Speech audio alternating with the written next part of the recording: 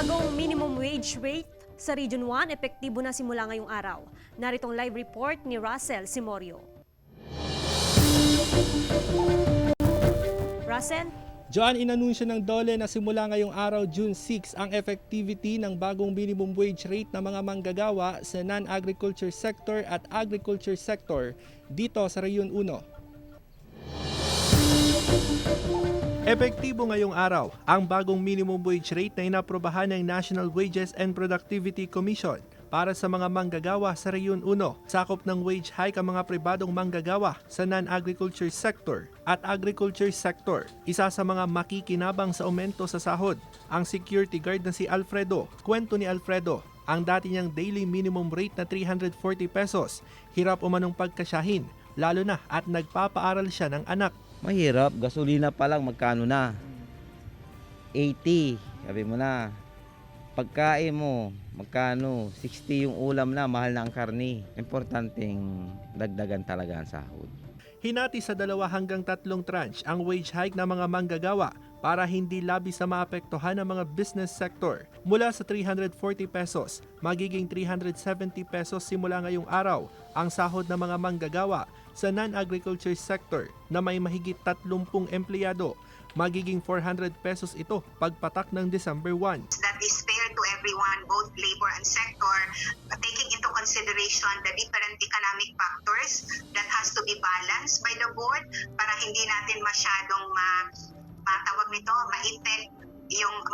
yung mga tawag nitong playing in the labor market. Mabigat man pero walang magagawang mga employer kundi sundin ang bagong wage rate, maliban na lang kung ma-exempt sila ng NWPC.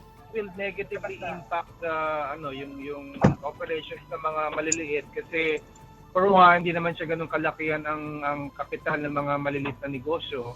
Pangalawa, hindi naman ganun kalakas yung takbo rin ng kinikita ng mga negosyo ngayon. Epektibo naman ang minimum wage hike sa Central Luzon ngayong Hunyo. Sa June 8 magiging epektibo ang aumento sa sahod sa Cagayan Valley Region, habang sa June 14 sa Cordillera Administrative Region.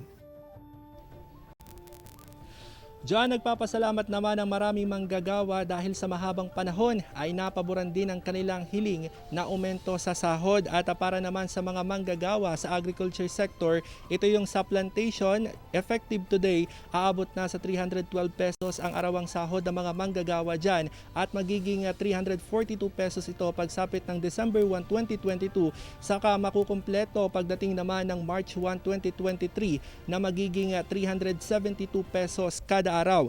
At sa Central Luzon naman, aabot na sa 414 pesos hanggang 460 pesos ang arawang sahod ng mga manggagawa, maliban na lamang sa lalawigan ng Aurora na aabot sa 344 pesos hanggang 409 pesos ang arawang sahod ng mga manggagawa. Para naman sa mga nagtatrabaho sa Cordillera Administrative Region, aabot sa 380 pesos hanggang 400 pesos ang magiging daily minimum wage rate na mga manggagawa dyan.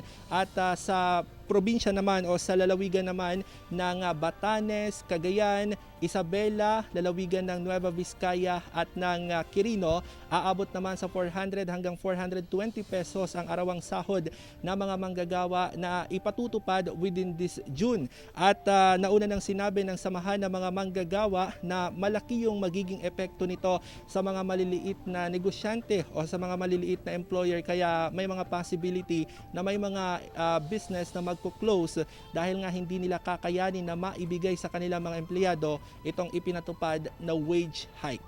Jawan. Russell, paano naman ang isasagawang monitoring nga ng DOLE, lalong-lalo na sa mga employer, para matiyak nga na nagpapatupad sila ng wage increase? Yes, John, naitanong nga natin yan sa Department of Labor and Employment at ayon sa kanila ay magpapatupad sila ng mga series of inspection. Mag-iikot sila sa mga establishmento para makita at manita, no? At para makita kung talagang naibibigay ba ng tama yung tamang sahod para sa mga manggagawa at kung naipapatupad ba itong bagong minimum wage rate. Pero aminado ang DOLE na sa dami ng mga establishmento ay hindi nila yan maiikot lahat, kaya inaasahan din nila yung kooperasyon desisyon ng mismong mga empleyado. Sila na mismo yung mag-report sa DOLE kung hindi nila natatanggap yung tamang sahod alinsunod dito sa inaprubahan na wage hike. At kapag napatunayan na may mga pagkukulang at hindi nga naibibigay yung tamang sahod ng mga manggagawa, may mga karampatang parusa na kakaharapin ang employer. Joanne. May nabanggit ka rin, Russell, kaugnay sa exemption. Paano ba itong magiging sistema nito, Russell?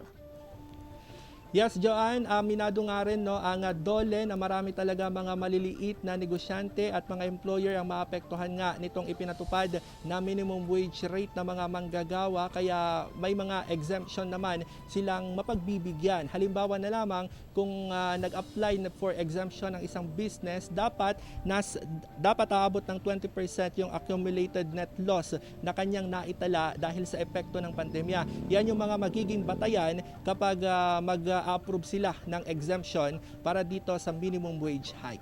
Joanne. Maraming salamat, Russell Simorio.